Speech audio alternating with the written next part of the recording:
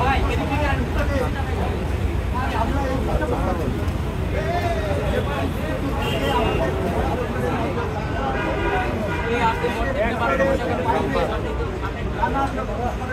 একটু ডান দিকে নিতে হবে।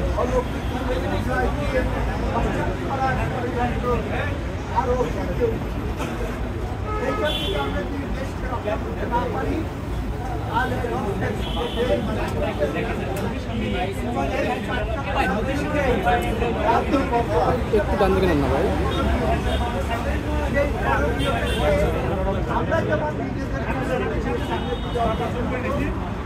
সরকারের উচিতভাবে এই সহযোগিতাটাকে আরো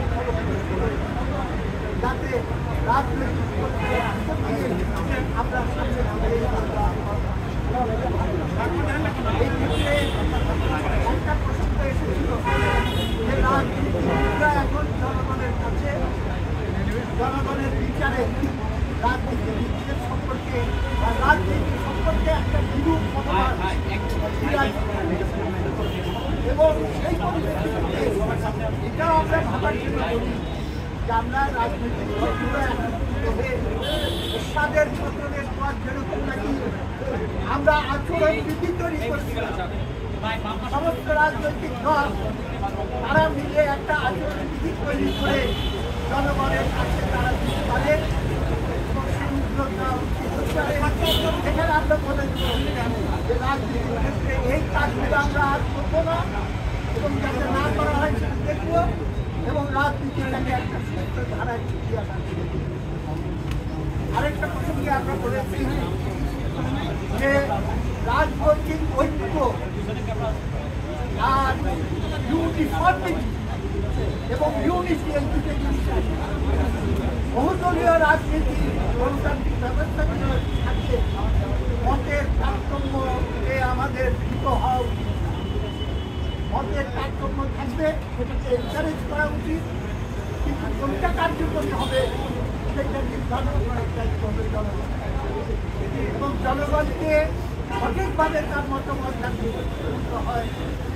সেই জন্য প্রতিনিধি নির্বাচনটা অবাধ এবং সুষ্ঠু।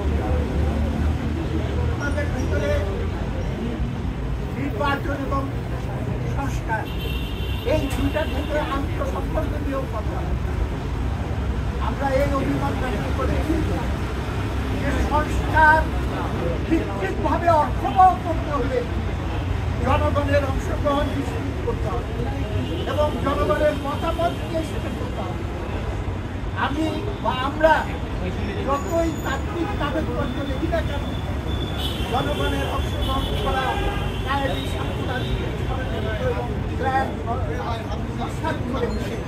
আমরা কোনো দিকে বাদ পাই। সেই কারণে জনগণের অংশগ্রহণ এবং মতামত দেওয়ার জন্য এই পদ্ধতি অনুসরণ করা সেটা হল অবাধ নিরপেক্ষ এবং অবাধ নিরপেক্ষ নির্বাচনের জন্য যেইগুলো সংস্কার দরকার থেকে করে নিয়ে আমরা যদি জনগণের অংশগ্রহণে এই এখানে মাইক ছিল, মাইক আছে এবং এক চোখে সব